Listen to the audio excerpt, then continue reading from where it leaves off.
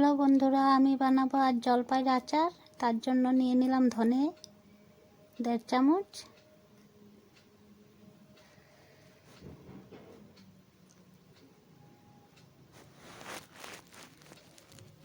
কালো জিরে নিয়ে নিলাম 1 চামচ,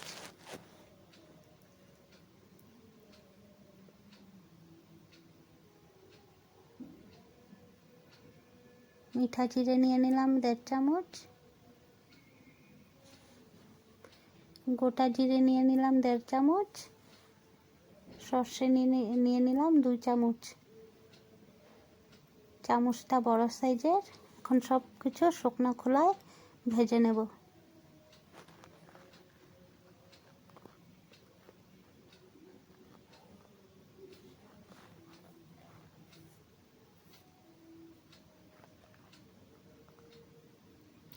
মেথি দিতে ভুলে গিয়েছিলাম, দিয়ে দিলাম অল্প করে মেথি। মেথি বেশি দেওয়া যাবে না, তেতো হয়ে যাবে।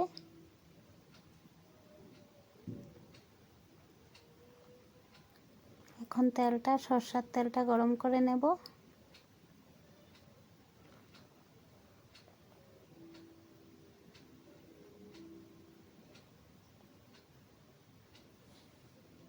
তেলটা ভালো করে গরম করে নেব।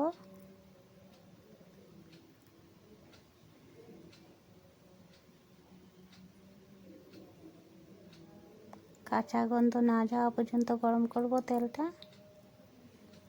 হয়ে গেছে তেল গরম। এখন সব কিছু মিক্সি করে নেব। এখানে নিয়ে নিয়েছি 50 গ্রামের মতো কাঁচা লঙ্কা, মশলা ঢেলে দিয়েছি। এখন দিয়ে দেবো কাঁচা লঙ্কাগুলো, নুন দিয়ে দেব 3 চামচের মতো। এখানে 2 কেজি জলপাই আমি ধুয়ে নুন আর হলুদ মেখে 2 দিন রোদে দিয়েছিলাম। 1 চামচ হলুদ গুঁড়ো,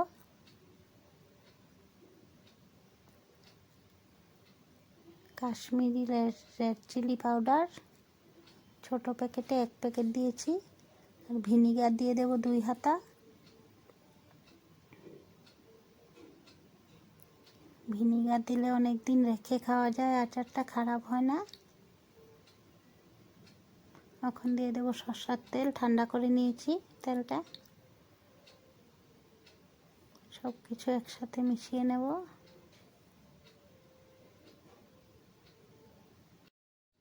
এই আচারটা ভাত, রুটি, পরোটা সব কিছুর সাথেই খাওয়া যায়। খুব টেস্ট হয় জলপাইয়ের আচারটা।